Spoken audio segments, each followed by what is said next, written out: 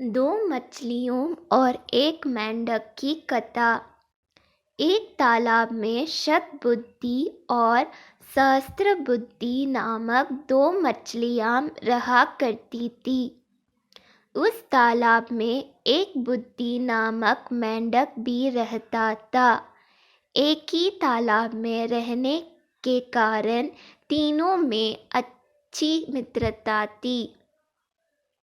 दोनों मछलियों शतबुद्धि और सहस्त्रबुद्धि को अपनी बुद्धि पर बड़ा अभिमान था और वे अपनी बुद्धि का गुणगान करने से कभी चूकती नहीं थी।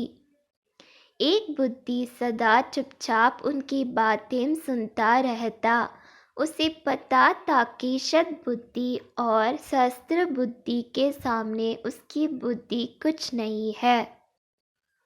एक शाम वे तीनों तालाब किनारे वार्तालाप कर रहे थे।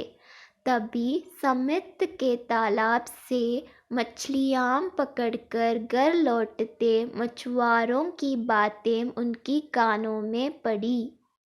वे अगले दिन उस तालाब में जाल डालने की बात कर रहे थे जिसमें शतबुद्धि, सहस्त्रबुद्धि और एक बुद्धि रहा करते थे।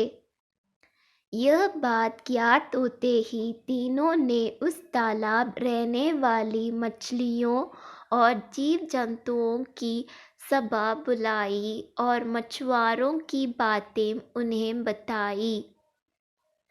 सभी चिंतित हो उठे और शतबुद्धि और सहस्त्रबुद्धि से कोई उपाय निकालने का अनुनय करने लगे। सहस्त्रबुद्धि सबको समझाते हुए बोली, चिंता की कोई बात नहीं है। दुष्ट व्यक्ति की हर कामना पूरी नहीं होती। मुझे नहीं लगता वे आएंगे। यदि आ भी गए तो किसी न किसी उपाय से मैं सबके प्राणों की रक्षा कर लूँगी।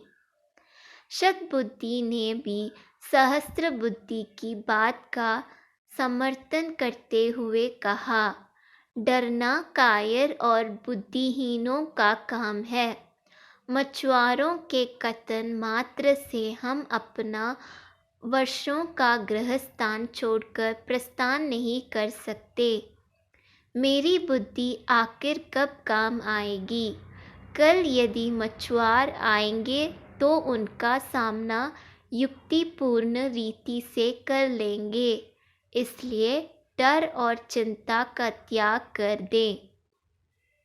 तालाब में रहने वाली मछलियों और जीवों को शतबुद्धि और सहस्त्रबुद्धि के द्वारा दिए आश्वासन पर विश्वास हो गया, लेकिन एक बुद्धि को इस संकट की घड़ी में पलायन करना उचित लगा। अंतिम बार वह सबको आगाह करते हुए बोला, मेरी एक बुद्धि कहती है कि प्राणों की रक्षा करनी है तो यह स्थान छोड़कर अन्यत्र जाना सही है। मैं तो जा रहा हूँ। आप लोगों को चलना है तो मेरे साथ चले। इतना कहकर वह वहाँ से दूसरे तालाब में चला गया। किसी ने उस पर विश्वास नहीं किया और शतबुद्धि और सहस्त्रबुद्धि की बात मानकर उसी तालाब में रहे। अगले दिन मछुआरे आए और तालाब में जाल डाल दिए। तालाब की सभी मछलियां उसमें फंस गई। शतबुद्धि और सहस्त्रबुद्धि ने अपने बचाव के बहुत यत्न करे, किंतु सब व्यर्थ था। मछुआरा के सामने उनकी कोई युक्ति नहीं चली और वे उनके बचाव जाल में फंस ही गई। जाल बाहर खींचते ही सभी मछलियां तड़प तड़प कर मर गई। मछुआरे भी जाल को अपने कंधे पर लटकाकर वापस अपने घर के लिए निकल पड़े। शतबुद्धि और सहस्त्र बुद्धि बड़ी मछलियाँ थीं, इसलिए मछुआरों ने उन्हें जाल से निकालकर अपने कंधे पर लटका लिया था।